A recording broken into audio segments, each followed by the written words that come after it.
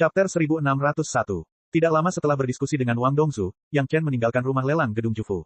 Benih itu secara alami ada pada Yang Chen, dan Wang Dongzu tidak berniat mengambilnya kembali, juga tidak membatasi jangkauan aktivitas Yang Chen. Seolah-olah dia tidak takut Yang Chen akan pergi membawa benih itu dan tidak akan pernah kembali. Tentu saja aku tidak takut. Wang Dongzu dalam suasana hati yang baik ketika dihadapkan dengan pertanyaan hati-hati dari bawahan penilai.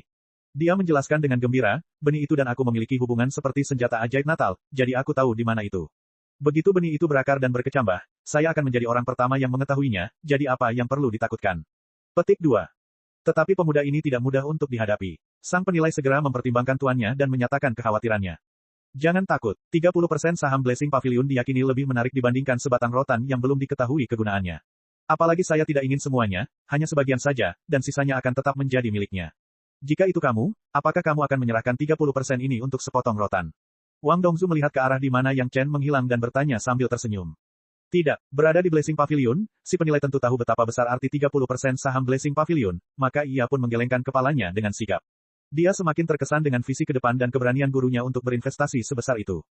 Apa yang tidak diketahui oleh penilai adalah bahwa tuannya masih memiliki sesuatu di dalam hatinya yang tidak dia katakan, jika saya mendapatkan rotan itu, saya akan segera dapat maju ke surga abadi tahap ketiga. Jika saat itu tiba, akankah aku masih takut pada seorang junior manusia abadi? Bukannya pavilion berkat tidak mempunyai penyembah tingkat dewa surga, tetapi sekuat apapun penyembah itu, bagaimana mungkin kekuatannya bisa lebih baik daripada kekuatan mereka sendiri? Selama mereka memiliki kekuatan surga abadi, pavilion berkah akan dapat berkembang lebih jauh lagi. Sekalipun mereka hanya memiliki 70% saham, itu akan jauh lebih kuat daripada sekarang. Selain itu, tidak diketahui apakah Yang Chen bisa mendapatkan 30% saham tersebut. Yang Chen tidak tahu tentang percakapan antara Wang Dongzu dan bawahannya setelah dia pergi. Sekalipun dia tahu, dia tidak akan peduli. Sekarang, Yang Chen punya dua hal mendesak. Salah satunya adalah dengan diam-diam mengikuti cendekiawan yang membeli sitar, dan yang lainnya adalah menemukan tempat yang cocok untuk mengamati dengan cermat benih tak dikenal yang diberikan oleh Wang Dongzu. Melacak cendekiawan itu tidak terlalu mendesak. Bagaimanapun, dengan tanda Divine Sense, Yang Chen bisa mengikuti dari kejauhan dan mencari peluang yang tepat. Oleh karena itu, ketika menemukan tempat yang cocok, Yang Chen segera berhenti dan mengatur formasi ilusi, dan kemudian mulai menjelajahi benih hitam dengan tenang. Ketika dia sendirian, tentu saja Yang Chen dapat menggunakannya dengan cara eksplorasi yang paling detail. Di bawah penggunaan kesadaran spiritualnya, benih raksasa yang diperbesar berkali-kali muncul di lautan kesadaran Yang Chen. Semua detailnya, dari dalam hingga luar, tersaji jelas di depan mata Yang Chen. Di lautan kesadaran Yang Chen, hampir tidak ada yang bisa lolos dari penjelajahan terperinci Yang Chen. Dibandingkan dengan mikroskop berkekuatan super tinggi, semua yang ada di benih terlihat jelas di mata Yang Chen. Benih, yang semula tidak bernyawa dan tidak bernyawa, menunjukkan sedikit vitalitas pada titik tertentu yang bukan intinya. Peningkatan yang samar-samar terlihat itu terlalu lemah. Jika bukan karena pembesaran Yang Chen jutaan kali, mustahil untuk menemukannya sama sekali. Penjelajahan kesadaran spiritual biasa tidak akan pernah menyadari bahwa di sudut itu, akan ada titik kecil yang lebih kecil dari setitik debu yang memiliki sedikit vitalitas. Saat berikutnya, Azu dan Abi muncul di depan Yang Chen. Yang Chen menceritakan kisahnya secara singkat dan kemudian menyerahkan benih itu kepada Abi. Wang Dongzu berkata bahwa ini adalah sejenis rotan, seharusnya cocok untuk ditangani Abi. Azu dan Abi melihat benih ini dan mereka juga bingung. Bagaimanapun, mereka hanyalah makhluk di dunia fana dan mereka sama sekali tidak mengenal tanaman di dunia spiritual. Bahkan Yang Chen tidak mengetahuinya, apalagi mereka. Namun, hal ini tidak menghalangi Abi untuk menanam benih terlebih dahulu sesuai dengan instruksi Yang Chen, dan kemudian menggunakan banyak kekuatan spiritual untuk merangsang vitalitas yang tersembunyi dan perlahan-lahan memperbaikinya. Mungkin akhirnya bisa berakar dan berkecambah. Untuk mencegah kecelakaan, benih aneh ini ditanam secara terpisah di sebuah pulau kecil di lautan kebun obat. Ruang di kebun obat itu sangat luas, kalau sampai terjadi apa-apa, tidak akan mempengaruhi bahan obat yang lain. Dalam menanam tanaman, Azu dan Abi pasti lebih berpengalaman dibandingkan Yang Chen. Yang Chen menyaksikan benih ditanam, dan kemudian Azu dan Abi mengerahkan kekuatan spiritual di kebun obat dan mulai menstimulasi vitalitas benih tersebut. Kurang dari 1 jam kemudian, Yang Chen merasakan panggilan Azu dan Abi. Benih ini aneh sekali, melihat Azu dan Abi lagi, itulah kalimat pertama yang diucapkan kedua wanita itu. Tentu saja, Yang Chen tahu bahwa benih itu aneh, dan segera dibawa ke pemimpinan kedua wanita itu, dia dengan cermat mengamati status benih itu. Alasan mengapa kedua wanita itu merasa aneh adalah kecuali poin yang ditunjukkan oleh Yang Chen, kedua wanita itu memberikan kekuatan spiritual ke tempat lain, dan Habatus Sauda ini tidak peduli. Tetapi selama kekuatan spiritual dimasukkan ke titik yang dikatakan Yang Chen, kekuatan spiritual akan diserap secara gila-gilaan. Hanya dalam waktu singkat 1 jam, Azu dan Abi telah menghabiskan 1% cairan spiritual biasa yang tersisa di taman obat, tetapi benihnya tidak berubah sama sekali. Dengan begitu banyak cairan spiritual, bahkan jika itu adalah kayu ilahi penglai, itu sudah cukup untuk merangsang tanaman. Menurut perhitungan konsumsi ini, meskipun semua cairan spiritual biasa di ruang taman obat dikonsumsi, benih ini tidak akan berkecambah. Setidaknya sekarang masih terlihat mati, tidak ada tanda-tanda vitalitas, tetapi masih dengan gila-gilaan menyerap kekuatan spiritual. Kedua wanita itu tidak dapat memahami situasinya dan hanya bisa membiarkan Yang Chen mengambil keputusan. Yang Chen tidak mengatakan apa-apa, kesadaran spiritualnya segera menjelajah, dan sekali lagi memperbesar benih itu ke dalam lautan kesadarannya, dan mulai mengamatinya dengan cermat. Setelah beberapa saat, Yang Chen menghela nafas panjang. Bukan karena tidak ada perubahan pada benih ini, tapi perubahannya terlalu kecil.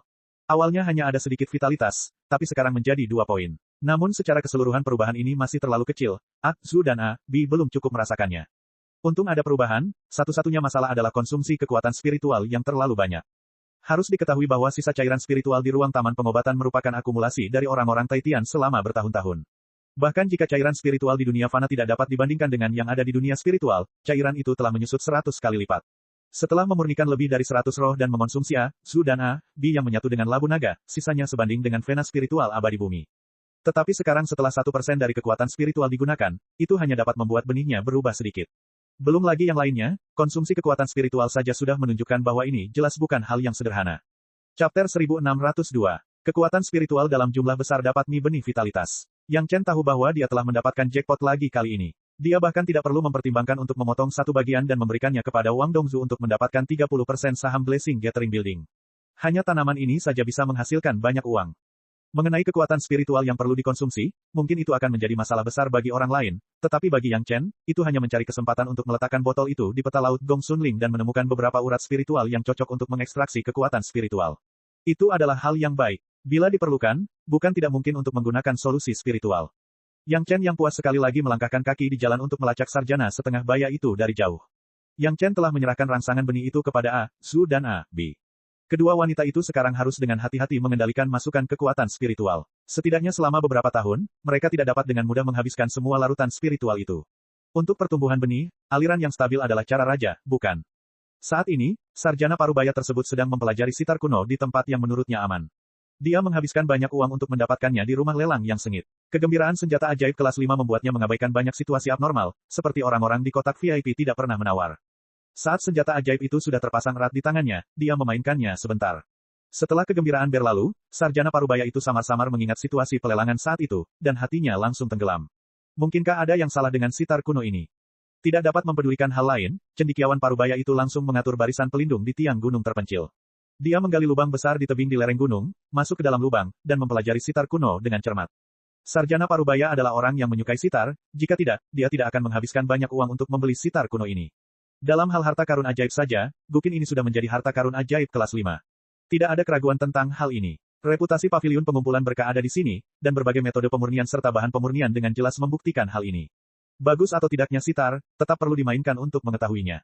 Setelah memainkan beberapa lagu, sarjana parubaya itu akhirnya mengerti di mana masalahnya. Sebagai harta sihir ofensif, kekuatan serangan sitar kuno ini terlalu rendah.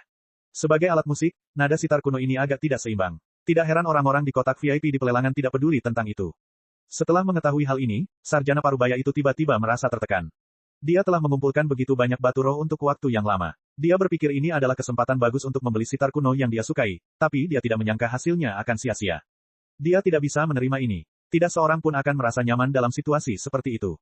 Namun, dia sempat berinisiatif membelinya dengan harga tinggi saat lelang. Tidak ada yang memaksanya untuk membelinya, jadi dia tidak bisa menyalahkan siapapun. Menyalahkan paviliun pengumpulan keberuntungan. Juru lelang Blessing Gathering Pavilion hanya mengatakan bahwa sitar adalah harta Dharma kelas 5. Faktanya, sitar memang merupakan harta Dharma kelas 5. Juru lelang tidak berbohong kepada mereka, jadi mereka tidak bisa menyalahkan Blessing Gathering Pavilion. Sarjana setengah baya itu sekarang merasakan penderitaan dalam diam. Bagaimanapun, dia adalah seorang kultivator. Untuk dapat berkultivasi hingga tingkat ini, objek eksternal belaka paling-paling dapat membuat sarjana setengah baya itu sedih untuk sementara waktu. Segera, dia menyesuaikan mentalitasnya dan mulai berpikir tentang bagaimana menghadapi sitar kuno ini. Cara terbaik adalah membawa sitar kuno itu ke balai lelang lain yang tidak diketahuinya lalu menjualnya. Mungkin ada orang bodoh seperti dia yang akan membelinya dengan harga tinggi.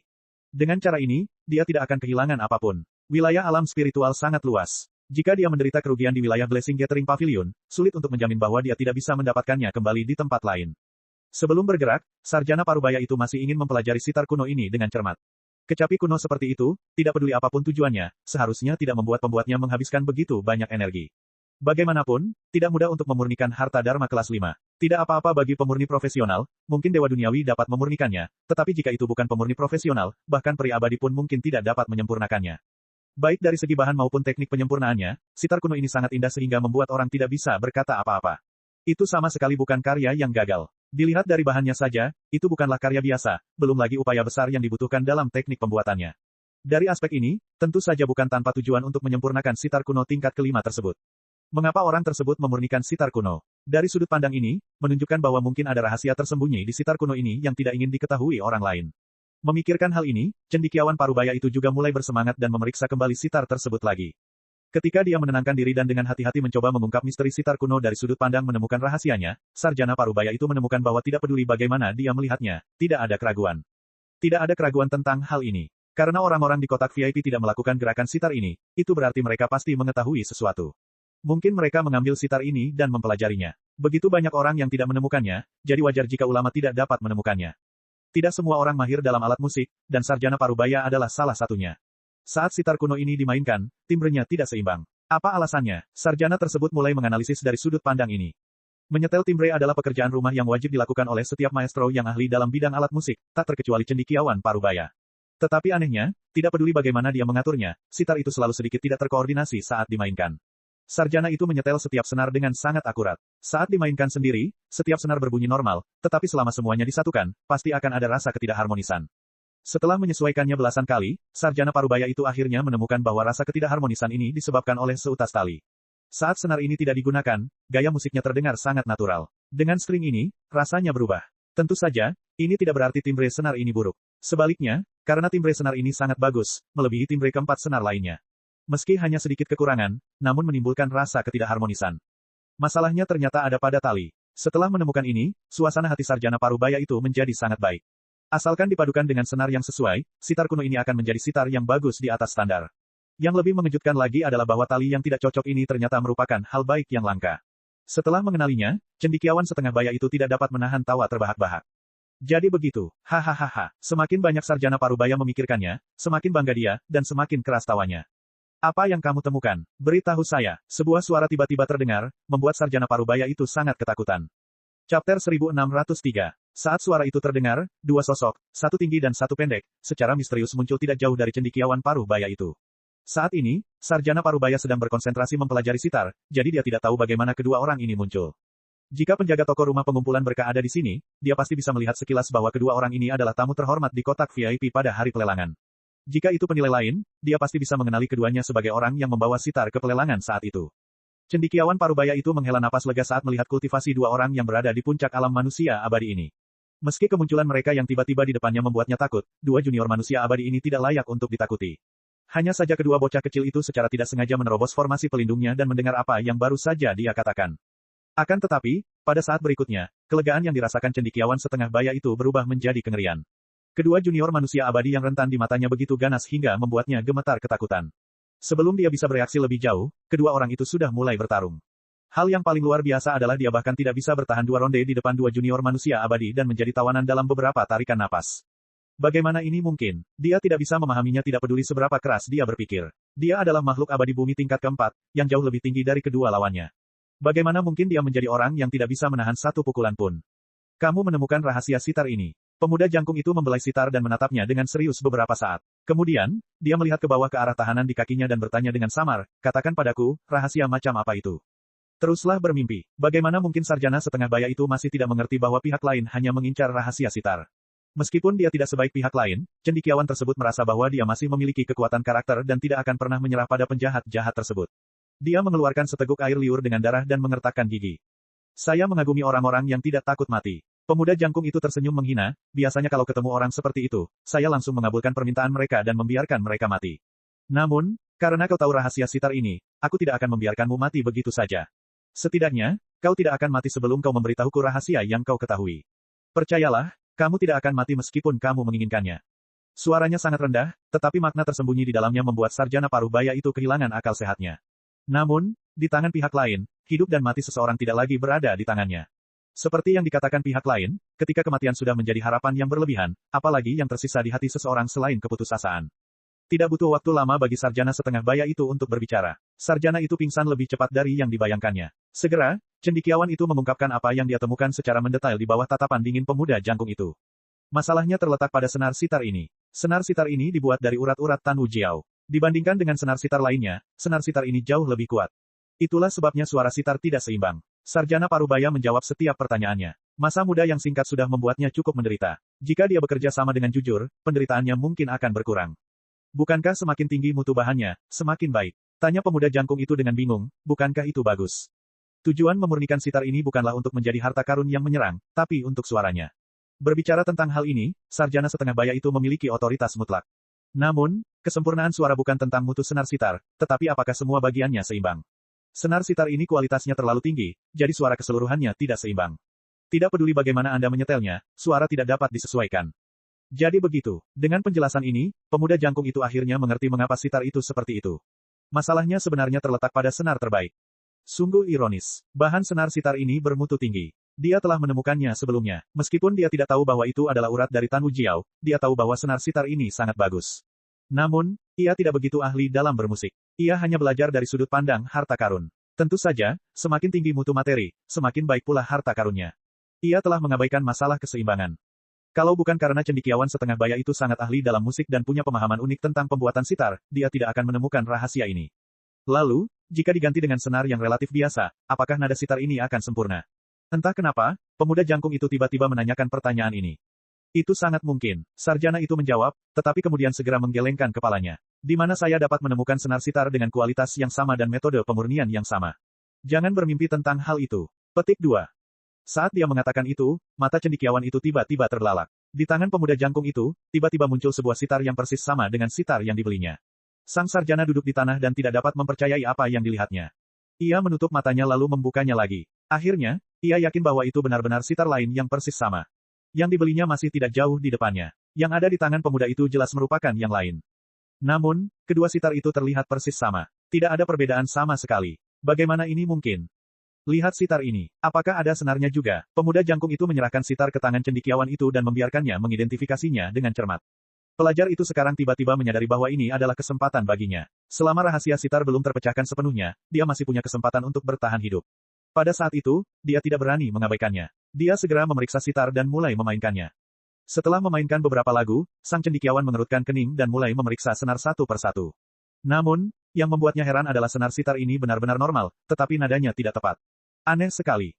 Untungnya, sarjana itu benar-benar sangat ahli dalam bidang musik. Ketika ia menemukan bahwa ada masalah dengan nadanya, ia memotong sitar itu menjadi 8 bagian dan memeriksanya sedikit demi sedikit. Akhirnya, ia menemukan masalah pada sitar tersebut. Tidak ada masalah dengan senarnya, tetapi masalahnya ada pada kolom senarnya. Kolom senar sitar ini sangat tidak biasa. Hal ini juga disebabkan oleh ketidakseimbangan bahan yang bagus. Setelah mengidentifikasi dengan saksama, sarjana itu memberikan jawaban dengan sedikit ketidakpastian. Kolom senar sitar ini kemungkinan besar diukir dan disempurnakan dari bagian tertentu tulang Lan Wujiao. Kalau begitu lihat yang ini. Sarjana setengah baya itu tidak sepenuhnya yakin, tetapi pemuda jangkung itu tampaknya memiliki jawabannya. Begitu dia membuka mulutnya, sarjana itu terkejut lagi. Di tangan pemuda itu, ada sitar lain yang persis sama. Kali ini, masalahnya ada pada senar yang lain. Pada titik ini, baik itu sarjana atau pemuda tinggi dan pendek, mereka telah memutuskan bahwa masalah sitar ini adalah sama. Itu adalah bagian tertentu dari sitar yang terlalu maju, yang menyebabkan ketidakseimbangan nada. Chapter 1604. Yang paling mengejutkan adalah setelah identifikasi sarjana tersebut, aksesoris yang menonjol, 2 senar dan 1 set pilar senar, semuanya dibuat dari bagian tubuh Lan Wujiao. Jika identifikasi ini benar, berarti mungkin ada sitar kuno yang sama. Bersama-sama, mereka dapat membuat 1 set lengkap sitar kuno yang dibuat oleh Lan Wujiao. Sarjana Parubaya itu memandang pemuda jangkung itu dengan penuh semangat, berharap dia bisa mengeluarkan sitar lagi. Orang ini adalah penggemar musik dan pecandu sitar. Dalam waktu kurang dari setengah hari, dia benar-benar melihat 3 sitar kuno yang identik, dan kemungkinan besar dia bisa membuat 1 set sitar kuno yang lebih canggih.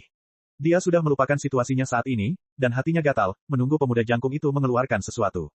Pemuda jangkung itu sudah menduga-duga di dalam hatinya, tetapi dia juga menantikan penemuan 3 sitar kuno itu. Melihat penampilan sarjana Parubaya itu, dia tidak dapat menahan diri untuk berbisik, "Tidak, aku hanya membawa 3 sitar ini." Setelah itu, dia merasa bahwa dia tidak seharusnya bersikap sopan kepada seorang tahanan, dan wajahnya langsung kembali ke sikap dinginnya yang normal. Setelah memejamkan mata dan berpikir sejenak, dia segera menyingkirkan 3 sitar kuno itu, lalu mengangguk ke pria pendek di belakangnya. Orang pendek itu tidak ragu-ragu bergerak, pedangnya ditebas, dan cendekiawan setengah baya itu pun terpenggal. Hingga pedang terbang itu mencapai tubuhnya, dia masih tidak percaya bahwa 2 orang yang sebahagia dan sebaik dirinya akan bersikap begitu kejam. Sayangnya, pria tinggi pendek itu tidak memberinya kesempatan hidup sejak awal. Sekarang mereka sudah tahu bahwa ada masalah dengan salah satu aksesori di sitar kuno itu, selama sitar itu ada di tangan mereka, mereka bisa menemukan bagian yang tidak normal tanpa perlu melibatkan sarjana setengah baya itu. Jika sarjana setengah baya itu tidak berguna, apa gunanya mempertahankannya? Menunggu dia mengungkapkan rahasianya. Kobaran api muncul dari tubuh cendekiawan paruh baya itu dan melahap tubuh cendekiawan paruh baya itu. Senjata ajaib cendekiawan, tas Qiankun, dan sebagainya, secara alami telah masuk ke tangan pemuda pendek itu. Barang-barang yang dapat digunakan dengan sedikit modifikasi, dan barang-barang yang tidak dapat digunakan, selama ditemukan waktu dan tempat yang tepat untuk menghancurkannya, semuanya akan sempurna, dan tidak akan ada jejaknya. Sarjana paruh baya muncul. Yang Chen berada hampir 100 mil jauhnya, melacak posisi cendekiawan paruh baya itu dari kejauhan. Tiba-tiba, jejak kesadaran spiritual yang ditinggalkannya setelah keterkejutan, secara otomatis kembali ke lautan kesadaran Yang Chen. Yang Chen segera menyadari bahwa sesuatu telah terjadi pada sarjana paruh baya itu. Yang Chen tidak ingin kehilangan petunjuk tentang sitar kuno itu. Ini adalah kesempatan yang bagus untuk menguras kesadaran spiritualnya sendiri dan mendapatkan pengawal yang kuat. Yang Chen tidak bisa membiarkan siapapun menghancurkannya. Tanpa ragu-ragu, dia memanggil pesawat ulang-aliknya dan terbang menuju lokasi yang baru saja dia tandai dengan Divine Sense-nya. Bagi Yang Chen, jarak 100 mil tidak lebih dari beberapa saat. Dia tiba dalam sekejap mata. Susunan pelindung yang diatur oleh sarjana paruh baya masih ada. Yang Chen menyingkirkan pesawat ulang-alik itu dan mulai mengamatinya dengan cermat. Tidak lama kemudian, Yang Chen mengetahui jenis arah aero itu. Dia menemukan arah dan perlahan-lahan berjalan masuk. Dia baru saja berjalan beberapa langkah ketika seberkas cahaya pedang menyambar kepalanya. Kedua pemuda, yang tinggi dan pendek, belum sempat membakar tubuh sarjana paruh baya itu sepenuhnya ketika Yang Chen telah tiba. Kecepatannya terlalu cepat dan di luar dugaan keduanya. Yang bisa mereka lakukan sekarang adalah membunuh semua orang yang mereka temui secara tidak sengaja untuk menutupi rahasia mereka. Ketika mereka melihat bahwa itu adalah manusia abadi junior kelas 3, mereka berdua tidak peduli sama sekali. Sarjana setengah baya yang bermartabat di tingkat bumi abadi bukanlah lawan mereka, apalagi seorang junior. Pria jangkung itu bahkan tidak berencana untuk bergerak. Semuanya diserahkan kepada pria pendek. Dia hanya harus menunggu untuk melihat hasilnya. Sikat, cahaya pedang yang bersinar menyala dan berhenti tiba-tiba ketika hendak mendekati Yang Chen. Bila pedang tajam itu langsung digenggam oleh tangan kiri Yang Chen dan tiba-tiba berhenti di udara, tidak mampu lagi bergerak maju. Kemudian, tangan kanan Yang Chen tiba-tiba berayun. Pedang pemenggal abadi di tangan Yang Chen memancarkan cahaya pedang yang lebih menyilaukan daripada cahaya pedang tadi. Sepanjang arah cahaya pedang itu menebas dengan ganas. Bilah pedang pemenggalan abadi menjadi sangat panjang dalam sekejap. Benda apapun yang menghalangi bilah pedang pemenggalan abadi terpotong menjadi dua. Pria jangkung itu lebih waspada. Ketika dia mendapati pedang terbang milik rekannya tidak berhasil, dia segera menyadari bahwa ada sesuatu yang salah. Saat dia melihat kilatan cahaya pedang, dia berjongkok untuk menghindari cahaya pedang itu tanpa berpikir. Bilah pedang pemenggal abadi melintas tidak jauh dari kepalanya dan lenyap tanpa jejak dalam sekejap. Pria pendek tidak sewaspada pria jangkung. Dia tidak punya niat untuk menghindar sama sekali. Seorang junior berani melawan setelah menerima tebasan pedang darinya. Apakah dia benar-benar mengira dirinya jagoan? Orang yang tidak mengetahui besarnya langit dan bumi ini tepat memberinya pelajaran yang tak terlupakan. Tentu saja, apakah dia masih bisa mengambil pelajaran di masa depan adalah masalah lain. Cahaya pedang dari pedang pemenggal abadi hanya menyala dan tidak muncul lagi. Pria pendek itu mendengus dingin dan menoleh untuk melihat temannya yang tampak sangat malu. Dia sangat tidak setuju dalam hatinya. Rekannya benar-benar mempermasalahkan masalah kecil. Itu adalah serangan yang anti-klimaks. Apakah tindakan menghindar seperti itu perlu dilakukan tanpa mempedulikan identitasnya? Segera setelah itu, pria pendek itu melihat tatapan ngeri di mata rekannya yang jangkung. Dia tiba-tiba tercengang. Mungkinkah ada serangan lain? Tapi anak yang memasuki barisan itu jelas masih 1000 kaki jauhnya, dan tidak ada gerakan lain. Bagaimana ini bisa terjadi? Pria pendek yang kebingungan itu tiba-tiba merasa sedikit gatal di bagian atas kepalanya, seolah ada sesuatu yang mengalir di kulit kepalanya. Dia belum pernah merasakan perasaan berkeringat seperti ini setidaknya selama ratusan tahun. Namun, pada saat-saat seperti ini, bagaimana dia bisa berkeringat?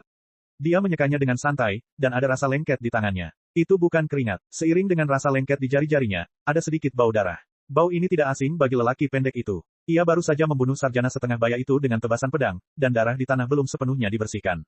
Namun segera, pria pendek itu menyadari sesuatu dan mengerti mengapa temannya memasang ekspresi ngeri seperti itu. Cairan lengket yang disentuh jari-jarinya adalah darah. Itu adalah darahnya sendiri. Bagaimana mungkin? Dia jelas tidak menyadari bahwa dirinya diserang sama sekali. Bagaimana bisa ada darah yang mengalir keluar? Begitu pikiran ini muncul, ada rasa sakit yang menusuk di bagian atas kepalanya. Pria pendek itu hanya mendengus dan jatuh ke dalam kegelapan tak berujung. Di mata lelaki jangkung itu, setelah rekannya terkena tebasan pedang, garis darah samar muncul di atas alisnya. Semakin banyak darah mengalir turun dari kepala rekannya. Yang paling menakutkan adalah dalam situasi ini, rekannya benar-benar menoleh untuk melihatnya dan mengulurkan tangan untuk menyeka darah di kepalanya. Chapter 1605. Hasil eksplorasi kesadaran spiritual memberitahu pria jangkung itu bahwa orang yang baru saja menyerang mereka adalah manusia abadi junior kelas 3. Orang ini tampak familiar dari kejauhan. Sepertinya dia pernah melihatnya di pelelangan gedung pertemuan berkah, tetapi saat itu, mereka berdua berada di kotak VIP, dan Yang Chen ada di aula. Alasan mengapa pria jangkung itu berani memastikan adalah karena Yang Chen terus bermain dengan botol yang dimurnikan di tangannya. Hal yang sama juga terjadi di balai lelang pada waktu itu. Para kultivator jarang memegang benda seperti ini di tangan mereka. Itu adalah penempaan kesadaran spiritual atau penempaan kekuatan spiritual. Sangat jarang untuk memainkannya. Oleh karena itu, pria jangkung itu yakin bahwa Yang Chen di kejauhan pastilah orang yang ada di rumah lelang itu. Itu adalah seorang junior yang hanya dia lihat sekali dan belum pernah dia dengar, yang memotong separuh kepala temannya dengan pisau. Hal ini juga berlaku ketika rekannya menyerang lebih dulu. Seberapa kuatkah teman dekatnya yang pendek itu, bagaimana mungkin pria yang tinggi tidak mengetahuinya? Tapi justru karena inilah dia memiliki rasa takut yang tulus terhadap Yang Chen. Yang Chen masih berjarak 100 kaki, namun tatapannya bagaikan paku, terpaku kuat pada lelaki jangkung itu, dia bahkan tidak berani menggerakkan jari kakinya begitu saja. Pria jangkung itu bisa membaca arti tatapan Yang Chen. Selama dia berani bergerak, dia akan menderita pukulan yang fatal. Pria jangkung itu tidak meragukan Yang Chen bisa melakukannya. Membunuh teman pendeknya dengan pisau saja sudah merupakan peringatan bagi dirinya sendiri. Melarikan diri, hanya melihat kecepatan kemunculan Yang Chen, pria jangkung itu tahu bahwa dia tidak akan bisa melarikan diri jauh bahkan jika dia berusaha sekuat tenaga. Selain itu, rasa dingin di mata Yang Chen telah sepenuhnya menekan pria jangkung itu, sehingga dia tidak lagi berani memikirkan perlawanan. Menaklukkan musuh tanpa bertarung, itu selalu menjadi metode yang disukai pria jangkung. Belum lama ini, dia menggunakan metode ini saat menghadapi Sarjana Parubaya. Sarjana Parubaya itu berhasil ditakuti ke dalam genangan lumpur lunak dan menjawab hampir setiap pertanyaan. Namun, ketika orang lain menggunakan cara yang sama untuk menghadapinya, barulah ia tahu betapa tidak nyamannya hal itu. Sosok Yang Chen perlahan berjalan mendekat. Setiap langkah yang diambilnya seakan melangkah ke dalam hati pria jangkung itu. Bunyi setiap langkah membuat lelaki jangkung itu merasa terpuruk karena bahayanya semakin dekat. Tidak peduli bagaimana dia ingin berjuang, sepertinya dia terikat oleh sesuatu. Dia bahkan tidak bisa melakukan sedikit perlawanan. Di tanah, tempat di mana Sarjana Parubaya itu awalnya berada telah menjadi bayangan gelap. Yang Chen hanya melihatnya sekilas dan menoleh ke pria jangkung itu. Pada saat yang sama, dia bertanya, apakah kamu membunuhnya? Ya, pria jangkung itu tidak tahu mengapa dia menjawab pertanyaan Yang Chen, tetapi setelah menjawab dengan satu kata, dia akhirnya merasa lega. Dia tidak lagi merasa tertekan. Jual gukin itu kepada orang lain lalu bunuh mereka untuk mendapatkannya kembali. Ciri-ciri lelaki jangkung dan lelaki pendek cocok dengan ciri-ciri orang yang mengantarkan gukin ke pelelangan menurut penjaga toko rumah pengumpulan berkah. Selain itu, Sarjana Parubaya adalah pembeli gukin. Yang Chen hampir seketika menebak identitas kedua orang tersebut. Pria jangkung itu buru-buru menggelengkan kepalanya. Dia ingin menjelaskan beberapa patah kata, tetapi dia tidak tahu harus mulai dari mana. Tingkah lakunya dan rekannya seolah-olah membunuh dan merampok orang. Setelah mengetahui rahasia orang lain, mereka segera membunuh mereka dan kemudian mengambil kembali gukin tersebut. Jika ini bukan membunuh orang dan merampok mereka, lalu apa? Di mana gukinnya? Yang Chen menundukkan kepalanya dan bertanya. Pria jangkung itu tidak berani mengabaikannya. Dia segera mengeluarkan gukin dari tas kiankunnya dan meletakkannya di samping Yang Chen. Menjangkau untuk mengambil gukin, Yang Chen mengamatinya dengan cermat untuk beberapa saat dan tiba-tiba bertanya, ada berapa? Mendengar pertanyaan ini, lelaki jangkung itu hampir ketakutan setengah mati. Dia dapat memastikan bahwa Yang Chen tidak lagi berada dalam jarak 100 mil. Sekarang dia tidak tahu bagaimana dia mengetahui rahasianya sendiri. Bagaimana mungkin dia tidak takut? Suatu kebetulan Yang Chen menemukan banyak gukin. Sebelumnya, Yang Chen mengetahui bahwa ada gukin serupa di Taitianmen. Pada pelelangan ini, kesadaran ilahi Yang Chen juga menjelajahi gukin dari kejauhan. Dia telah mengingat karakteristik gukin dengan jelas. Sekarang gukin yang diambil pria jangkung itu jelas bukan gukin yang muncul di pelelangan, yang hanya bisa berarti satu masalah, yakni ada lebih dari satu gukin. Pria jangkung itu ragu-ragu, dan suara Yang Chen sudah terdengar di telinganya, apakah kamu ingin mengeluarkannya sendiri, atau menunggu aku mengambil tas kiankun dari tubuhmu lalu mengeluarkannya? Begitu suara itu terdengar, kelincahan pria jangkung itu langsung menghilang tanpa jejak. Dia dengan patuh meletakkan ketiga gukin di tangannya di depan Yang Chen. Ada berapa jumlah gukin secara keseluruhan? Di mana mereka? Yang Chen sangat puas melihat pria jangkung itu begitu kooperatif dan kemudian bertanya. Pria jangkung itu tidak mengerti kenapa dia begitu patuh. Dia selalu menjadi orang yang diuntungkan dan menggunakan nada ini untuk bertanya kepada orang lain. Hari ini, justru sebaliknya. Tampaknya ada sesuatu tentang Yang Chen yang membuatnya, seorang manusia abadi jenius puncak yang bisa dengan mudah berurusan dengan master abadi bumi, rela menyerah. Tentu saja, yang terpenting tetaplah rasa takut. Tak jauh darinya ada mayat rekannya yang separuh kepalanya hilang. Darah yang mengalir di tanah selalu mengingatkan pria jangkung itu tentang apa yang akan terjadi jika dia tidak bekerja sama. Ketika rekannya terjatuh, dia terhanyut sepenuhnya dan bahkan tidak punya keberanian untuk mengeluarkan senjatanya. Total ada 9. 5 berada di tangan Tetua Agung dan 1 lagi berada di tangan Sekte Surga Misterius. Pria jangkung itu menjawab dengan cepat. Dia bahkan tidak tahu kalau dia bisa berbicara dengan lancar. Selanjutnya, tanpa menunggu Yang Chen terus bertanya, pria jangkung itu menceritakan segalanya tentang gukin. Pria jangkung dan pria pendek sama-sama berasal dari keluarga kuno, dan gukin diwariskan dari nenek moyang mereka.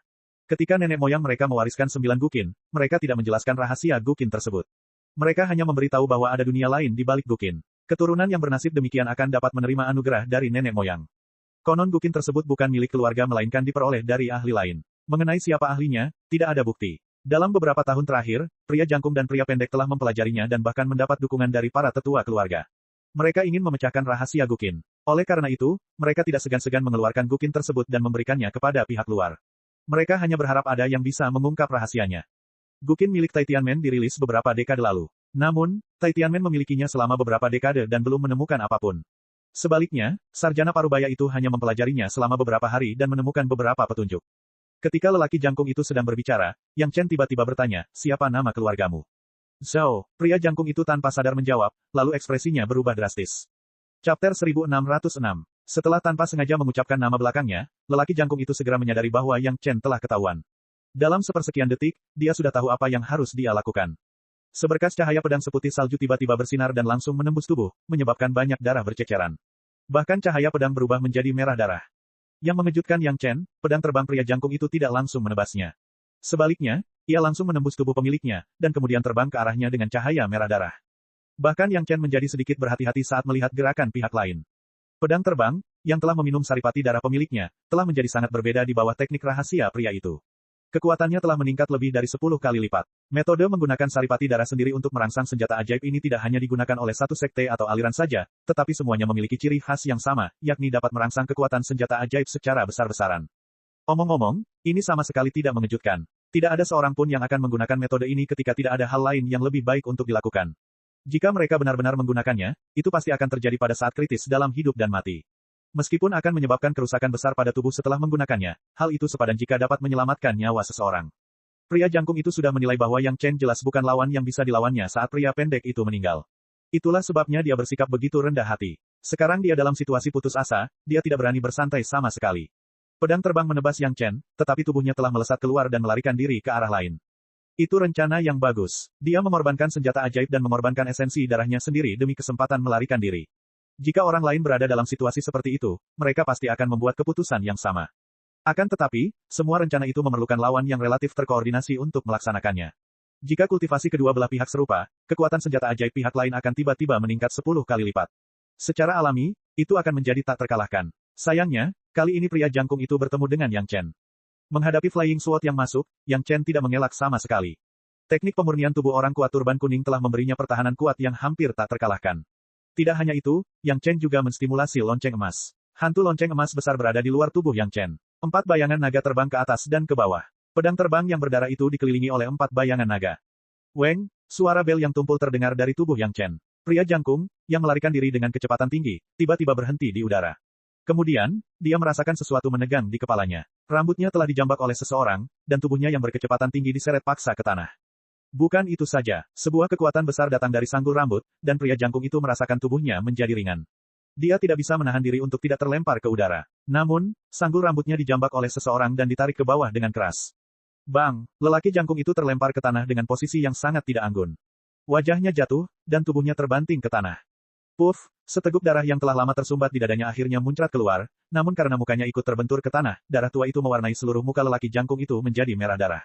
Sebelum lelaki jangkung itu bisa bangkit dari tanah, sebuah kaki besar menginjak punggungnya. Tanpa banyak tenaga, sosok lelaki jangkung itu tanpa sengaja tenggelam 2 inci lagi. Kamu sudah mengenaliku, bukan? Suara Yang Chen, seperti guntur dari surga ke-9, terdengar di telinga pria jangkung itu. Pria jangkung itu tidak lagi meronta kali ini. Bahkan teknik pembunuhan darahnya sendiri tidak dapat mengulur waktu sedikit pun. Sekarang dia digigit oleh teknik pembunuhan darah dan terluka parah, bahkan lebih mustahil untuk lepas dari kendali Yang Chen. Keluarga Zhaoku dan kamu tidak bisa didamaikan. Setelah Yang Chen sedikit melonggarkan tekanannya, pria jangkung itu akhirnya mampu mengangkat wajahnya dari tanah. Darah di wajahnya membuat wajahnya tampak sangat ganas, dan bahkan kata-katanya membawa sedikit kemarahan.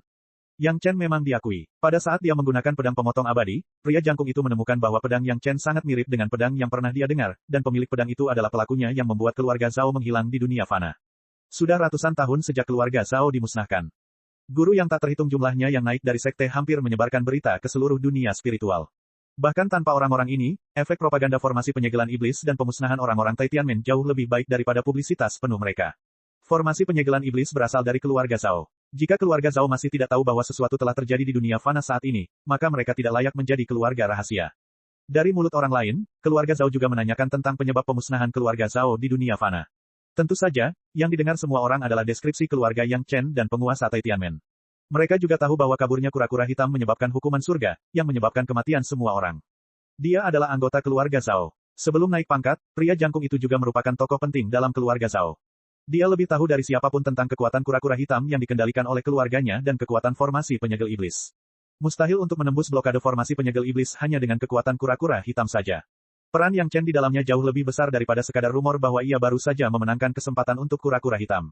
Pria pendek itu dipenggal. Pria jangkung itu mengenali Yang Chen dan segera mengambil keputusan. Dia lebih suka bersikap seperti pengecut dan ingin mengetahui rahasia Yang Chen. Oleh karena itu, ia bahkan menceritakan rahasia sitar kuno yang baru saja ia pelajari. Menurut rencana pria jangkung itu, selama dia berperilaku baik, Yang Chen akan mempercayainya. Pada saat itu, dengan sedikit cara, seorang jenius seperti Yang Chen secara alami akan jatuh ke dalam perangkap tanpa disadari. Tak disangka, manusia mengusulkan, Tuhan yang menentukan. Ketika dia mengatakan bahwa dia berasal dari keluarga kuno, Yang Chen sudah memperhatikannya secara diam-diam. Dalam narasi pria jangkung yang tak ada habisnya, Yang Chen sepertinya secara bertahap dibimbing oleh pria jangkung itu, namun pertanyaan tak terduga masih membuat pria jangkung itu tanpa sadar menyebutkan nama belakangnya. Bagaimanapun juga, pria jangkung itu tidak akan mengerti bagaimana dia bisa membuat kesalahan seperti itu. Tentu saja, Yang Chen tidak akan memberitahunya bahwa ketika dia berkomplot melawan Yang Chen juga berkomplot melawannya. Kesadaran ilahi yang kuat tiba-tiba mengerahkan kekuatan dalam sekejap, sehingga pria jangkung itu tidak punya cara untuk membela diri. Sarana hipnosis canggih semacam ini membutuhkan kerjasama dari pria jangkung itu sendiri. Semua tindakan sebelumnya untuk menyenangkan Yang Chen menjadi jalan baginya untuk direncanakan oleh Yang Chen secara tidak sadar. Dia benar-benar menggali kuburnya sendiri. Kamu sudah mengenalku sejak lama. Kenapa kamu tidak menemuiku? Pada saat ini, pria jangkung tidak memiliki kemungkinan untuk membalikkan keadaan.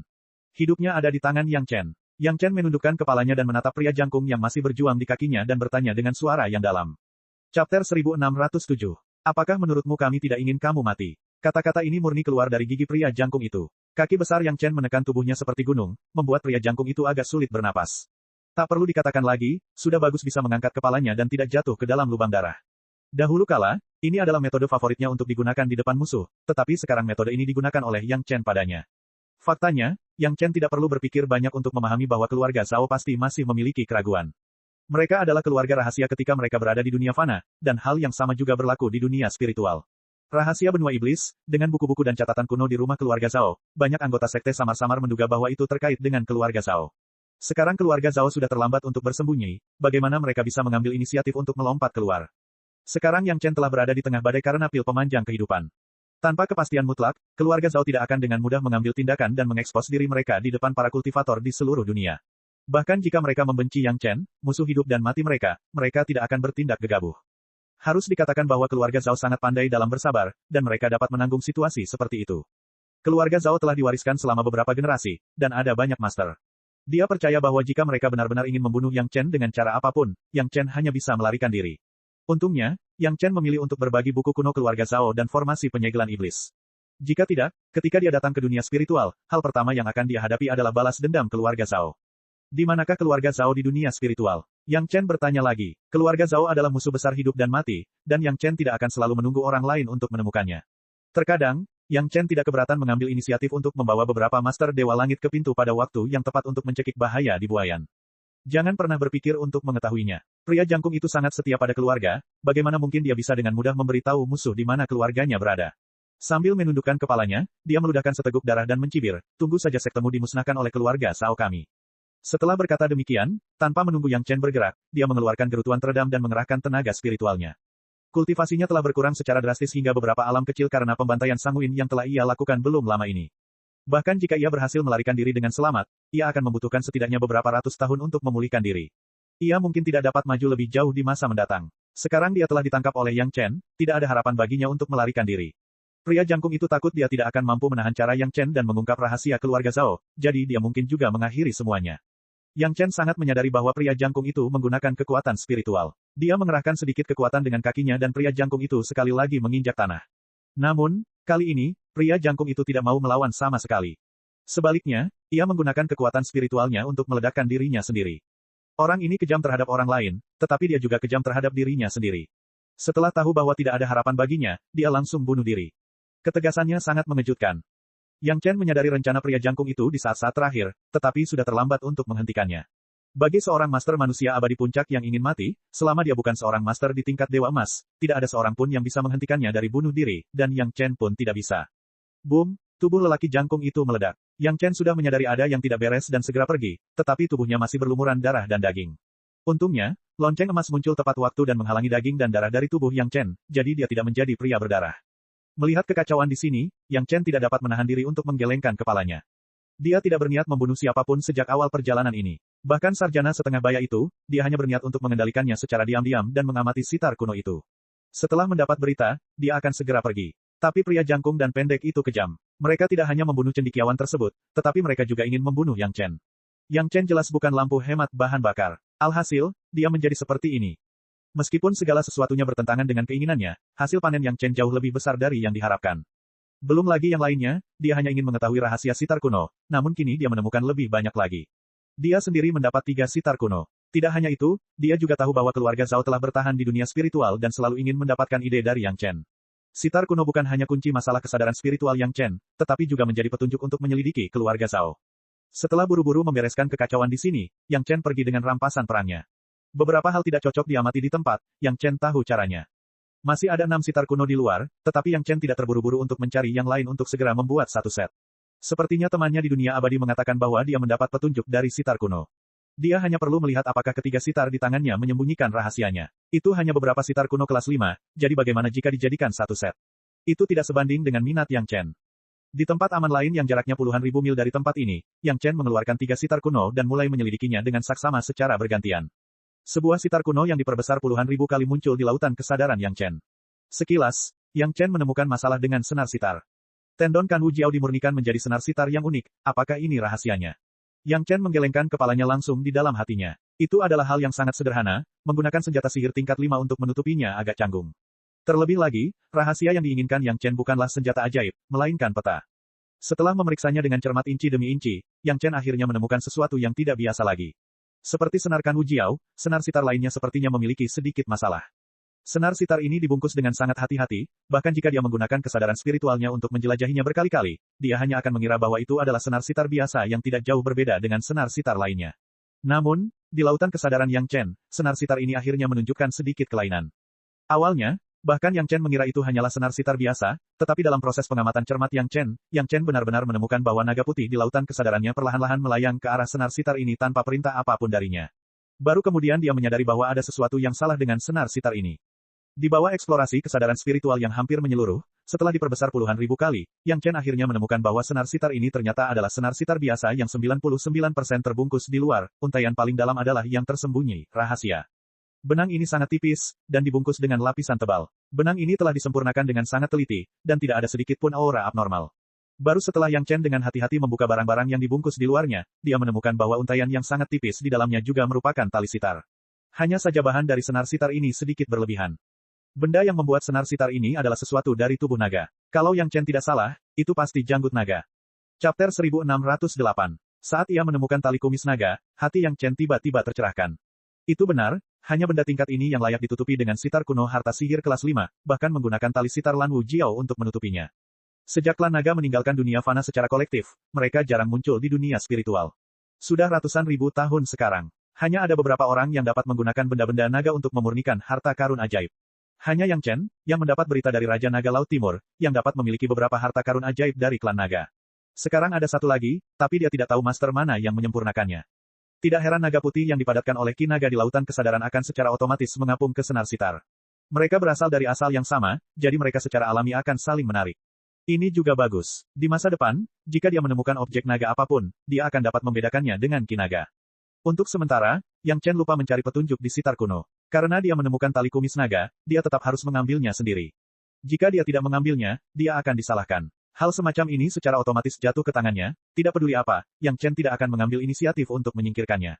Pemurni itu sangat berhati-hati. Tali kumis naga ditutup dengan sempurna, tetapi penyempurnaannya sangat cerdik. Penutup luar dan tali kumis naga tidak menyatu menjadi satu, tetapi dapat dengan mudah dipisahkan setelah membuka posisi tertentu. Setelah memperbesar lautan kesadaran, Yang Chen dengan mudah menemukan posisi pemisahan dan mengeluarkan tali kumis naga tipis itu sendirian. Bagian penutup yang tersisa masih berupa senar sitar yang utuh. Bahkan jika dimainkan, orang tidak dapat mendengar perbedaannya dari sebelumnya. Itu benar-benar ahli dalam pemurnian. Tali kumis naga tipis dipegangnya di tangannya. Tali itu ringan sekali, tetapi Yang Chen bisa merasakan aura naga samar-samar darinya. Long Wei ini sangat lemah hingga hampir tidak terlihat. Jika bukan karena ki naga di tubuh Yang Chen, dia mungkin tidak dapat mendeteksinya sama sekali. Akan tetapi, selama sider kumis naga diregangkan kencang dan dipetik ringan, secara alami ia akan membawa aura yang tak terlukiskan. Kalau ada ahli yang memainkan sitar dengan senar seperti itu, mereka pasti akan mampu mengungguli dalam hal momentum. Yang Chen bukan ahli musik, jadi dia tidak berani mengatakan apakah senar itu bagus atau jelek, tetapi dia bisa mengomentari metode pembuatannya. Jika 9 tingkatan saat ini digunakan untuk mengevaluasi pusaka ajaib, maka senar sitar ini dapat digolongkan ke dalam kategori tingkatan 8 atau 9 atas. Ini hanya seutas tali. Jika seluruh badan terbuat dari tali semacam ini, dan bahkan badan sitar disempurnakan dari tubuh klan naga, siapa yang tahu harta ajaib macam apa yang akan membuat orang gila. Dia menemukan sebuah senar, tetapi Yang Chen memiliki 3 sitar kuno. Jika itu orang lain, mereka akan memeriksa 2 sitar kuno lainnya terlebih dahulu. Yang Chen tidak terkecuali. Pertama-tama dia menyingkirkan yang sudah selesai diperiksanya, lalu mengeluarkan yang kedua dan mulai memeriksanya dengan saksama. Satu sisi pilar tali dimurnikan dari tulang Kan Wujiao. Ini harus menjadi metode penyembunyian yang sama seperti sitar sebelumnya. Setelah pemeriksaan kasar, Yang Chen masih membiarkan Ki Naga secara otomatis menentukan apakah ada item naga di sitar. Tidak mengherankan, sisi lain dari pilar tali juga menarik Ki Naga. Namun, ketika Yang Chen memeriksanya secara rinci, ia menemukan bahwa itu bukanlah sisi pilar tali yang lengkap. Hanya setengah dari pilar tali yang terkait dengan klan naga, dan itu bersarang di bahan-bahan biasa yang melilitnya. Separuh pilar tali ini dimurnikan dari tulang naga. Adapun lokasi spesifik dari tulang naga, Yang Chen tidak tahu untuk saat ini. Demikian pula, separuh pilar senar ini sangat mudah dipisahkan. Karena senar sitarnya sudah ada, Yang Chen tidak membuang banyak waktu dan memasukkan separuh pilar senar ini ke dalam sakunya. Sitar ketiga juga merupakan senar kumis naga, namun ketebalannya berbeda. Itu harus berupa senar dengan nada yang berbeda dari yang pertama. Pada 3 sitar, Yang Chen menemukan 3 hal. Orang jangkung berkata total ada 9 sitar seperti ini. Setelah mengumpulkan ke 9 sitar, Yang Chen akan memiliki 1 set sitar yang terbuat dari benda naga. Awalnya, Yang Chen tidak terlalu peduli dengan sitar itu sendiri. Dia bahkan tidak punya niat untuk mengumpulkan 6 sitar lainnya. Namun, setelah menemukan tali kumis naga dan pilar tali tulang naga, bahkan Yang Chen mau tidak mau berpikir bahwa dia harus meluangkan waktu untuk mengumpulkan sitar lainnya. Dalam beberapa dekade, sitar ini akan menjadi latar belakang lelang besar.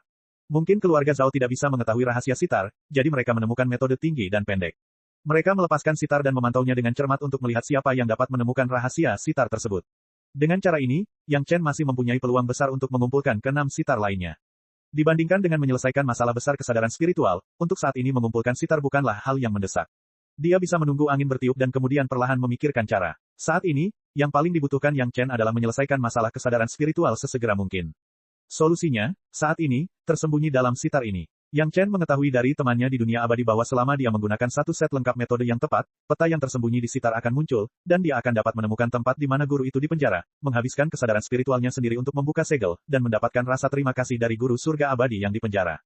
Namun, tak seorang pun mengira bahwa seluruh rangkaian teknik itu dimaksudkan untuk memainkan lagu yang relatif populer secara lengkap dan akurat 2 kali. Terlebih lagi yang membuat orang terdiam adalah ketika pertama kali memainkan sitar, lagu sitar tersebut harus dimainkan secara mundur dan dimainkan secara lengkap. Secara umum, memainkan sebuah lagu 2 kali secara normal adalah hal yang wajar. Banyak ahli sitar berlatih lebih dari 10 kali saat berlatih, tetapi tidak ada yang memainkan sitar secara terbalik. Oleh karena itu, kunci untuk membuka rahasia tersebut belum ditemukan hingga saat ini. Bahkan teman Yang Chen, karena bertaruh dengan seseorang, dia sangat mengenal sebuah lagu, tidak hanya bisa melafalkannya secara terbalik, tetapi dia bahkan bisa memainkannya secara terbalik. Dalam hal ini, dia menggunakan sitar untuk memainkan sebuah lagu dan menemukan rahasia sitar. Karena dia sudah mengetahui kunci untuk membuka kunci peta, Yang Chen tentu saja mulai mempersiapkannya beberapa tahun yang lalu. Yang Chen telah mempelajari semua nada lagu tersebut. Meskipun ia tidak memainkannya dengan baik, kunci untuk membuka peta tersebut adalah memainkan setiap nada dalam urutan yang benar, yaitu memetik setiap senar dengan benar. Tidak ada banyak persyaratan untuk tingkat penampilan tersebut. Dengan level Yang Chen, itu sudah cukup untuk mengatasinya. Dalam kasus di mana Yang Chen tidak mahir tetapi setiap nadanya benar, Yang Chen akhirnya menyelesaikan pertunjukan lengkap 2 kali. Chapter 1609. Ketika Yang Chen memainkan nada terakhir dengan akurat, sitar di tangannya tiba-tiba memancarkan cahaya yang menyilaukan. Kemudian, sisa perasaan spiritual mengalir ke lautan kesadaran Yang Chen, dan peta lengkap muncul di lautan kesadarannya. Tanpa berkata apa-apa, sejumlah besar benang indera spiritual di lautan kesadaran Yang Chen menggeliat dengan cepat, dan dalam waktu singkat, peta yang digariskan oleh sisa indera spiritual sepenuhnya disalin. Setelah beberapa saat, Divine Sense perlahan menghilang, tidak meninggalkan jejak. Sitar acak kebetulan memiliki peta di dalamnya. Yang Chen tidak merasa bahwa dirinya seberuntung itu, jadi ia segera mengeluarkan sitar kedua dan meneruskan permainannya. Untungnya, sitar ini juga menyimpan peta. Sayangnya, peta ini sangat berbeda dari peta sebelumnya. 2 sitar, 2 peta, apakah benar dan salah? Atau, apakah ada kemungkinan lain? Yang Chen tidak sempat menilai apakah itu benar atau salah. Dia pertama-tama mengeluarkan sitar ketiga dan memainkannya. Sayangnya tebakan Yang Chen di dalam hatinya menjadi fakta. Sitar ketiga berisi peta ketiga, yang sangat berbeda dari 2 peta sebelumnya.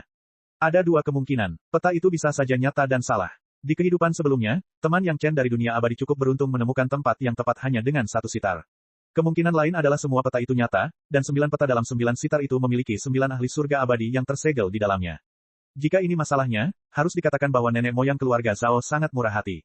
9 ahli surga abadi dengan santai disegel oleh mereka. Jika itu adalah sekte biasa, ini hanyalah kekuatan yang dapat secara langsung menghancurkan seluruh sekte. Tidak heran dia belum pernah mendengar tentang keluarga Zhao di kehidupan sebelumnya. Mereka dapat bertahan dan murah hati. Akan aneh jika orang awam bisa menemukan kedua hal tersebut. Hanya ada satu cara untuk mengetahui apakah itu benar atau salah. Itu adalah secara pribadi pergi ke tempat di peta dan melihat apakah dia benar-benar bisa menyelamatkan seorang ahli surga abadi, atau bahkan 3 orang. 3 lokasi yang ditandai pada 3 peta itu dapat dikatakan sangat berbeda satu sama lain. Setidaknya ada jarak ratusan ribu li di antara mereka, 3 arah yang berbeda. Jika masing-masing lokasi itu memiliki dewa surgawi yang disegel, Yang Chen tidak dapat mengetahui alasannya. Bagaimanapun, dengan peta di tangan, Yang Chen telah mencapai tujuannya.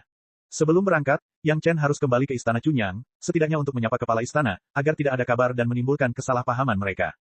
Masing-masing dari 3 sitar memiliki jejak indera ketuhanan yang unik, yang memungkinkannya untuk dilacak kapan saja. Kebanyakan orang tidak akan pernah bisa menemukan jejak rasa spiritual yang unik ini, dan hanya akan berpikir bahwa itu adalah fluktuasi kekuatan spiritual dari sitar. Namun di hadapan Yang Chen, terutama di laut pengetahuannya yang telah diperbesar puluhan ribu kali, jejak indera ilahi ini seterang api unggun yang menyala di kegelapan malam. Untuk mengatasi hal ini, Yang Chen sangat berpengalaman. Untuk menghindari pelacakan indera spiritual Lili Heng, Yang Chen membungkus jejak indera spiritual dengan benang indera spiritualnya sendiri. Benang-benang sens spiritual unik yang dikembangkan oleh seni rahasia 3 kemurnian telah ditempa oleh sens spiritual dari prinsip agung Dewa Emas. Kekuatannya tak masuk akal, dan itu lebih dari cukup untuk melindungi beberapa jejak sens spiritual. Tidak hanya terlindungi, tetapi juga tidak sulit untuk menghapusnya secara langsung. Namun, untuk 6 sitar lainnya dan keluarga Zhao, Yang Chen memutuskan untuk meninggalkan jejak sens spiritual ini. Mungkin suatu hari dia bisa memancing keluarga Zhao keluar. Setelah berurusan dengan sitar, Yang Chen langsung kembali ke sekte. Perjalanan ini memakan waktu beberapa tahun, dan sekte tersebut pasti telah mengalami lebih banyak perubahan. Untuk saat ini, beberapa tahun tidaklah cukup bagi kekuatan dunia spiritual, terutama bagi kekuatan seperti Istana Chunyang, yang memulai dari awal, untuk mencapai perubahan kualitatif. Namun, kerangka kerja sekte telah sepenuhnya ditetapkan, dan banyak penduduk asli dunia spiritual telah diterima sebagai murid persiapan sekte. Tentu saja mereka dikenal sebagai budak. Sejujurnya, tidak ada sesuatu pun yang pantas untuk diidam-idamkan oleh orang-orang sekte lain di sini, di Sungai Linyang, dan bahkan para pembudidaya nakal pun terlalu malas untuk datang dan memperjuangkannya. Paling banter, ada beberapa vena spiritual tingkat manusia abadi, dan Istana Chunyang hanya menempati 1. Terus terang saja, bahkan jika seseorang secara terang-terangan menduduki tempat lain, Istana Chunyang tidak memiliki cukup tenaga untuk merebutnya kembali.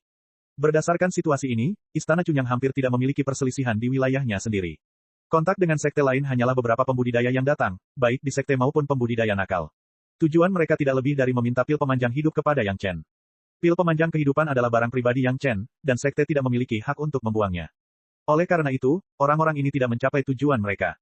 Namun, orang-orang yang mengenal Yang Chen tahu bahwa Yang Chen sangat mementingkan sekte, jadi mereka sangat sopan kepada para tetua seperti kepala istana. Mereka semua paham bahwa mustahil untuk mendapatkan pil pemanjang kehidupan langsung dari Istana Chunyang, tetapi setidaknya mereka bisa mendapatkan teman, dan mereka juga bisa memberikan sedikit bantuan kepada Yang Chen. Hal-hal yang dapat menyelamatkan nyawa di saat kritis masih sepadan dengan usaha semua orang. Setelah sapaan sederhana dengan kepala istana, Yang Chen kembali ke laut dan kembali ke rumahnya. Gao Yue, Gong Sunling, dan Tao Junqi semuanya ada di sana. Ketika mereka melihat suami mereka kembali, mereka tentu saja sangat senang. Setelah pasangan itu bersatu kembali selama beberapa hari, Yang Chen mengajak ketiga wanita itu untuk berpatroli di sekitar Laut Lihen. Lan Ying sekarang adalah tetangga keluarga Yang Chen, dan dia tidak ingin kesepian dan berkeliaran di sekitar laut.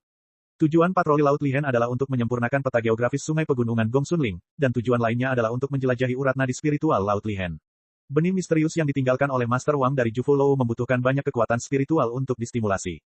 Yang Chen harus menemukan pasokan kekuatan spiritual yang berkelanjutan agar dapat membuat A, Zhu dan A, B sepenuhnya merangsangnya. Faktanya, selama kurun waktu ini, Gong Sunling telah tinggal di Istana Naga di Laut Lihen. Peta laut akan secara otomatis mengisi beberapa urat spiritual yang terekspos. Seperti yang sudah diketahui Gong Sunling, masih ada tidak kurang dari 4 urat spiritual tingkat peri abadi, tetapi mereka jauh dari pantai, dan Lan Ying juga melihatnya dari kejauhan, ada binatang laut yang sangat kuat di sana. Jika Yang Chen ingin menggunakan kekuatan spiritual, dia bisa menggunakan peta laut Gong Sunling secara langsung. Namun, Yang Chen masih merasa itu aman. Setelah kekuatan spiritual dari pembuluh darah spiritual tingkat abadi peri diekstraksi terlalu banyak, diperkirakan hal itu akan menarik perhatian binatang laut super kuat itu. Istana Chunyang saat ini tidak mampu melakukan pergerakan apapun. Yang terbaik adalah menemukan lebih banyak pembuluh darah spiritual untuk dibagikan, dan tidak akan ada terlalu banyak fluktuasi. Menurut lokasi dalam ingatannya, Yang Chen membawa keluarganya dan Lan Ying dalam pesawat ulang-alik dan berputar-putar beberapa kali di Laut Lihen dengan kecepatan tinggi, bahkan ketika melewati sarang-sarang binatang laut yang super kuat itu. Untung saja kecepatannya cukup cepat dan mereka tidak berhenti lama-lama. Binatang laut itu melihat bahwa mereka hanya lewat dan tidak mengejar mereka. Pada peta laut Gong Sunling, ada ratusan urat spiritual dalam perjalanan ini. Chapter 1610. Pada peta asli Laut Cina Timur dan Laut Cina Selatan, kini penuh dengan titik-titik terang dan gelap. Setiap titik terang menunjukkan bahwa ini adalah urat nadi spiritual yang besar atau kecil. Taman obat botol murni Yang Chen disempurnakan ulang oleh Yang Chen, beratnya dikontrol dalam kisaran tertentu, dan kemudian ditempatkan di peta Gong Sunling. Kekuatan spiritual dari ratusan pembuluh darah spiritual diserap secara proporsional sesuai dengan tingkat pembuluh darah spiritual. Begitu banyak pembuluh darah spiritual yang cukup untuk mendukung benih misterius Wang Dongzu dari paviliun pengumpulan berkah untuk berkecambah. Artinya, jika Gong Sunling menyempurnakan peta laut, kemungkinan seperti itu akan ada. Jika tidak, tidak ada sekte yang dapat menghasilkan ratusan pembuluh darah spiritual pada saat yang sama agar benih dapat berkecambah.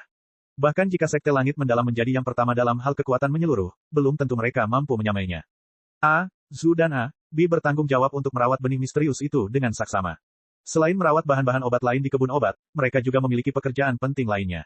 Begitu mereka menemukan ada yang salah dengan benih misterius itu, mereka akan segera menghancurkannya, meskipun benih itu sudah berkecambah dan tumbuh. A. Zhu dan A. B adalah semangat dari kebun obat. Selama sesuatu tumbuh di kebun obat, hal itu tidak bisa lepas dari kendali kedua wanita tersebut. A. Yue, A. Ling, Junqi, kamu sudah lama berada di dunia spiritual, apakah kamu merasakan perbedaan antara berkultivasi di dunia spiritual dan di dunia fana? Ketika semuanya sudah tenang, Yang Chen bertanya kepada ketiga istri dan selirnya dengan sangat serius di Istana Naga. Sepertinya hanya mengandalkan metode kultivasi dunia fana secara ekstrim, kekuatan spiritual saja tidak cukup untuk meningkatkan alam. Tao Junqi telah naik ke atas untuk waktu yang lama dan memiliki wawasan terbanyak tentang hal ini. Dalam ratusan tahun, dia hanya meningkatkan beberapa alam kecil, yang jauh dari sebanding dengan kecepatan kultivasi para jenius di dunia fana. Dan kamu harus beralih ke metode kultivasi dunia spiritual, jika tidak, metode kultivasi dunia fana tidak akan mampu mendukung penyerapan 100 kali tekanan spiritual di dunia spiritual. Tao Junqi lahir di Tai Tianmen. Ketika dia tiba di dunia spiritual, ada sekte langit mendalam yang membimbingnya, dan dia dapat segera bersentuhan dengan metode kultivasi dunia spiritual, jadi tidak ada kekurangan dalam aspek ini. Namun, Gao Yue, Gong Sunling, dan orang-orang lain di Istana Chunyang tidak memiliki kemudahan ini. Mereka masih mengetahui seni bela diri di dunia fana, yang jauh lebih tidak efisien. Yang Chen dan Gao Yue Gong Sunling mengolah metode kultivasi asal, dan juga menghadapi masalah yang sama. Sampai sekarang, Yang Chen belum menemukan versi lanjutan dari metode kultivasi asal. Ini adalah kesalahan Yang Chen. Mengolah teknik budidaya sumber di dunia fana memiliki keuntungan yang sangat besar, tetapi di alam roh, meskipun ia masih dapat mempertahankan budidaya hariannya, tanpa versi lanjutan, budidaya masa depannya akan semakin tertinggal. Kondisi pikiran di dunia fana benar-benar berbeda di alam roh. Gao Yue berkata perlahan. Untuk saat ini, dia belum merasakan masalah metode kultivasi, tetapi dia sudah bisa merasakan beberapa perbedaan dalam peningkatan kondisi pikirannya. Gong Sunling tidak berbicara tetapi mengangguk dalam diam, sepenuhnya setuju dengan kata-kata Gao Yue. Saat Anda mencapai alam roh, jika Anda naik secara normal, kondisi pikiran Anda pada dasarnya sudah cukup. Yang Chen sangat puas dengan persepsi Gao Yue dan Gong Sunling. Dia mengangguk sedikit dan berkata, selain kekuatan spiritual, hambatan terbesar untuk peningkatan alam roh adalah penguasaan hukum kekuatan alam roh. Hal ini tidak hanya dikatakan kepada Gao Yue dan Gong Sunling, tetapi juga kepada Tao Junqi. Karena Tao Junqi tidak memiliki kekurangan dalam metode kultivasi, pada dasarnya lancar. Sebaliknya, Gao Yue dan Gong Sunling tidak merasakannya sedalam itu. Terkadang keadaan memang seperti ini. Tidak semuanya berjalan mulus dan sempurna. Sedikit kemunduran dapat membuat seseorang lebih memahami banyak hal. Satu kalimat membuat ketiga wanita itu merenung. Tak seorang pun berbicara, memikirkan isi kata-kata Yang Chen. Kata-kata Yang Chen sebenarnya menyebutkan persyaratan dasar, yaitu kondisi pikiran. Master Ascending yang normal telah mengalami cukup mengasah, jadi tidak perlu ada kesulitan lagi dalam hal ini. Hanya mereka yang hanya mengandalkan kekuatan yang kuat untuk bertahan dari kesengsaraan, dan kondisi pikiran mereka belum mencapai kesuksesan besar, yang akan mengalami kekurangan seperti itu. Pada titik ini, Mu Mingyuan, yang naik langsung di masa lalu, berada dalam masalah, dan Yang Lan juga dalam masalah. Berbicara tentang Mu Mingyuan, ketika Yang Chen kembali ke Istana Chunyang kali ini, dia juga melihat sosok Mu Mingyuan. Dia naik lebih awal dari semua orang di Istana Chunyang.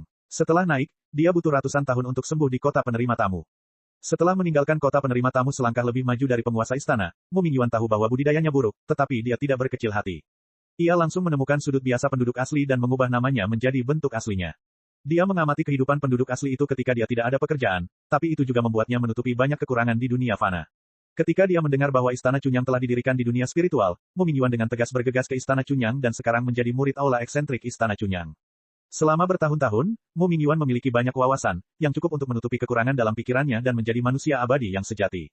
Untuk saat ini, dia naik paling awal, tetapi budidayanya adalah yang terendah, paling banyak manusia abadi tingkat 2. Namun, di masa depan, selama dia rajin berkultivasi, dengan kualifikasinya, bukan tidak mungkin untuk naik ke dunia abadi. Urusan Mu Mingyuan tidak dapat dipertimbangkan oleh semua orang untuk saat ini, tetapi masalah yang dikatakan Yang Chen adalah sesuatu yang harus dipertimbangkan dengan hati-hati oleh semua orang.